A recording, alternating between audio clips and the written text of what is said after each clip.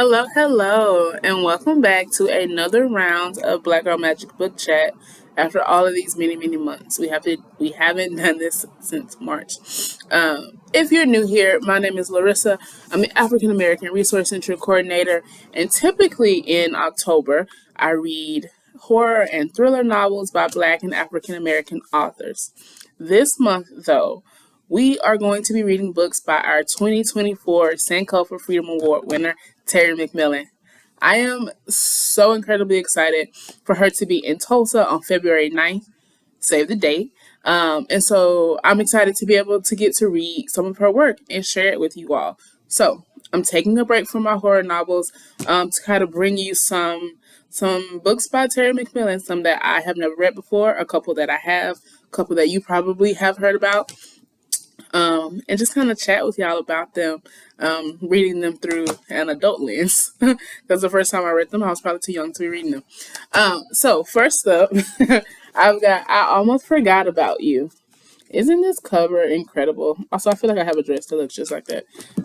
But I Almost Forgot About You by Miss Terry McMillan. I already know I'm going to enjoy all these books. I know I say that a lot, but I do love books.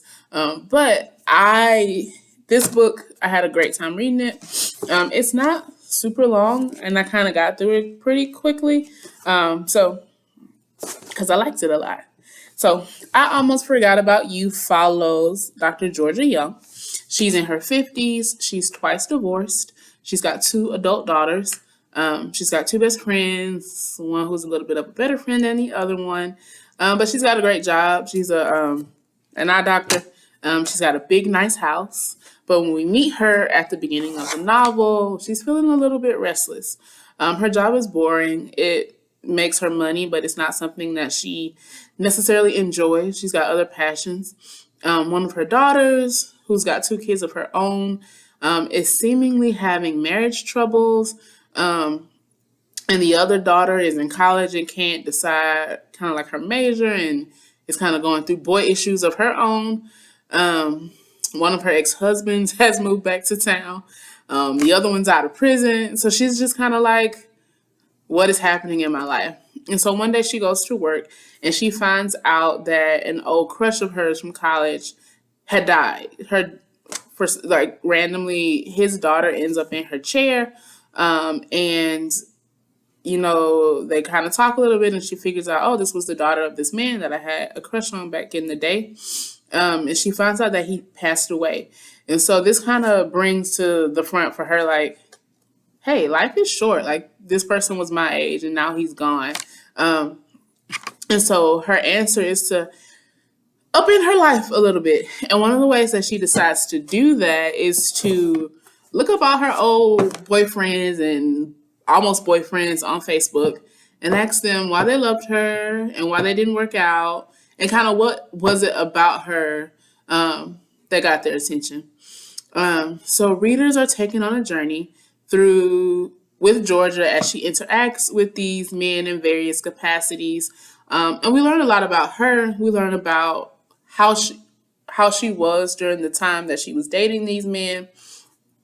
And it's an exploration into herself as much as it is into these relationships. She begins to do some things that her friends question a little bit because she's kind of getting back to like who young Georgia was, what young Georgia liked, what she enjoyed.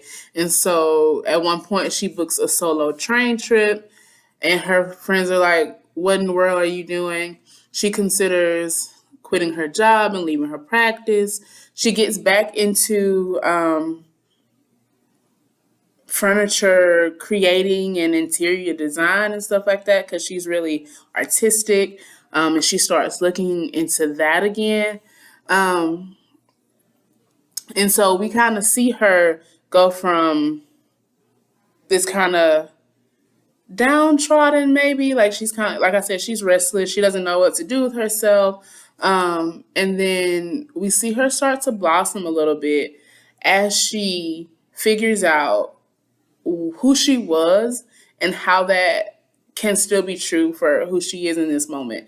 And so we learn about all these different loves. We learn about, and their names I'm not going to remember because there were a few of them. But we learn about one of the first men that she met in college, who um, he was kind of almost everything that she wanted, except he was jobless, and kind of ended up staying in her dorm or her apartment more than he probably should have. And then she got pregnant by him and didn't have the baby, and then kind of severed ties. We learned about her husbands, one who cheated on her, um, and then kind of wanted to go off and marry a younger model, as happens. We learn about her one of the other husbands who um, ends up in prison for some stuff that he did at work, and kind of what that did to her as the wife of someone that way. We learn about her two friendships, one with the friend who you can tell has her back, one with another friend who is a little bit selfish but not a bad person. And so, like I said, we get to know this woman through her interactions with these men that she's sometimes seeing again, and then sometimes just chatting with online. Um, and Georgia does seem to get sort of that happy ending, including the love of a man she almost forgot about, one who might surprise you all, and who I really liked. So, two of the main things that I really liked about this book was the writing and Georgia as a protagonist. So Terry McMillan's writing in this is conversational. We get to know her thoughts and feelings because she tells us in a way that you might tell a friend when y'all are chatting over coffee or wine. Um, she is genuine. She owns up to her feelings. She owns up to her actions, the actions that she performed when she was young, the ones that she's performing as an adult. And you can tell that love is really important to her. Love in all of their forms. Maternal, she loves her daughters. She cares about them so much. She wants to not be friends with them, but she wants a close relationship with them where they talk to her. And she has that, where they come to her with their issues and they feel safe in that way. So you can tell that that's very important to her. Her platonic relationships are important to her because she hangs out with her friends often and she seeks their advice. You can tell that her relationship and the love that she has with her mother is really important to her. So her mom's also a character in this book who is getting her groove back in this book too. Her mom was a great character. So you can tell that that relationship is really close. And romantic love is important to her as well, because we learn that after these divorces, after her daughters are gone out of the house, she wishes for the love of a man.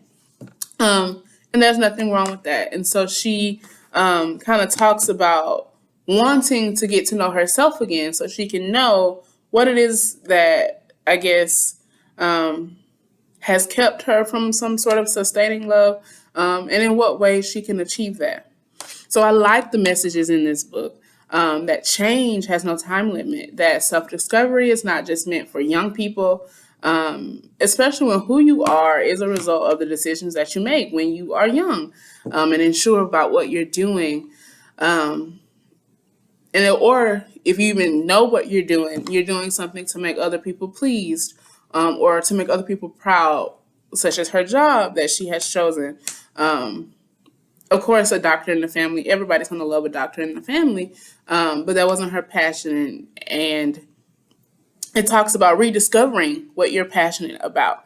As a woman in my 30s, my early 30s still, it has reminded me that our lives have phases, right? So to speak. And if we are able, that there's no shame in adjusting to trying something new, and changing the way you live because the way that you have been living no longer suits you.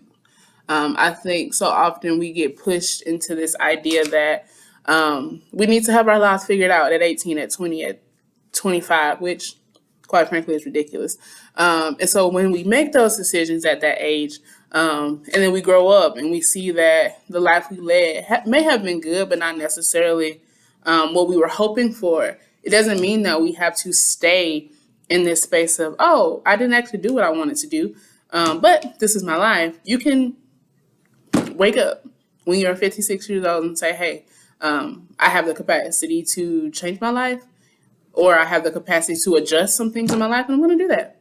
And like I said, as a person in my early 30s, I love that message. Because so like I said, so often we expect for people at my age to have like it figured out, which again, ridiculous.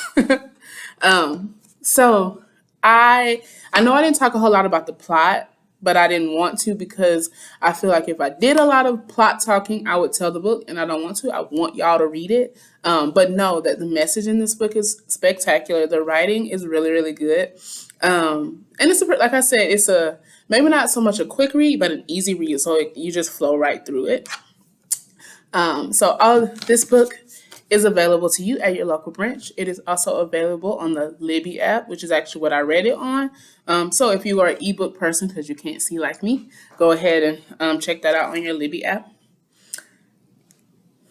I'm excited to be reading these books again, y'all. Okay, next week I am reading How Stella Got a Groove Back. So we know of the movie with Angela Bassett and Taye Diggs, who I've already started reading it, and those are the characters, the way that I picture the characters in my head. So like it helps a little bit. So I'll be reading How Stella Got a Groove Back. Excited to actually dig into that book because I've seen the movie, and I don't think I've actually read that book. So it'll be nice to kind of compare what I remember of the movie to this film. I will see you all next week with another episode of Black Girl Magic Book Chat, Sankofa Edition.